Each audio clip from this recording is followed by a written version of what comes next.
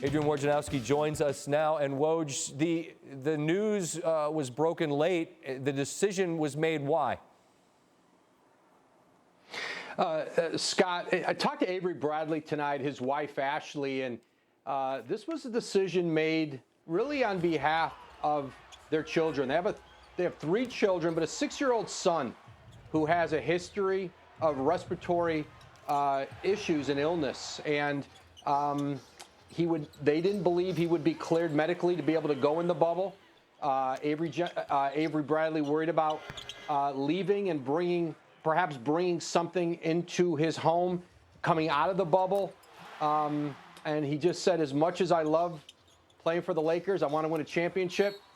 I'm going to put my family first, and didn't want to do 3 months away from them. And this is a difficult personal decision, but professionally, and you just said it, Scott, the last NBA game I saw in person was the Lakers and Clippers on that Sunday at Staples Center. And Bradley put up 24 on the Clippers, defended players all over the court. This is an important player for the LA Lakers. And I think I would say the same thing about what he's done here as I did about Ariza and Bertans on the show Monday. When you make decisions with your family in mind, I don't know who could possibly have issue with that. I mentioned Caruso. I mean, he's a fire starter in a lot of ways, different kind of player. But how do they go about replacing what Bradley provides? Well, the Lakers, I'm told, found out about this earlier, prior to when we reported the story tonight. So they've already been discussing the possibility of adding J.R. Smith. It was inevitable. He would find his way to L.A., Back with reunite with LeBron James.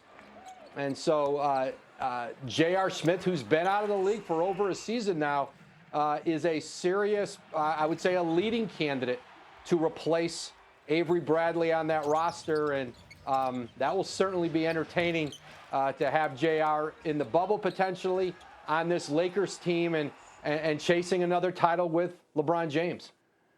You mentioned on Twitter early in the day Tuesday that as we get closer to the bubble, more and more teams are going to be testing and revealing that these tests are positive. Nikola Jokic tests positive, and I mean, this is an all-star level player. What level of concern is there, Woj, among these teams, title contenders or maybe long shots, that there's going to be not just a couple of test positives, but maybe a whole lot of them? Yeah, you'll see a lot of tests come back tomorrow. Teams were testing all over the league today, and you'll see more positive tests. Teams expect it. I was told one team in the Western Conference has had as many as 4 positive tests over the last couple weeks. Jokic will travel here by the end of this week, I'm told, and he'll rejoin the Nuggets and go to Orlando with them. They expect it. They expect to see this, and that's why you've got like this couple-week quarantine period in marketplace where the teams are, for the teams to, get players who test positive through and then bring them to Orlando for training camp. And one last bonus bit of news for you, Scott. Tyler Johnson, free agent guard, signed with the Nets tonight. If you remember, 4 years ago, the Nets signed him to a $50 million offer sheet. Miami matched it. They got him for a lot less money tonight for the rest of the season. I don't have a sound effect for a bomb, but I'm just going to give you Mike Breen. Bang! That's the sound. Bang! What was that? Was that a Woj bomb? Bang! Yeah, that's the sound a Woj bomb makes right there. Adrian, thanks so much for your time. Thank you, Scott.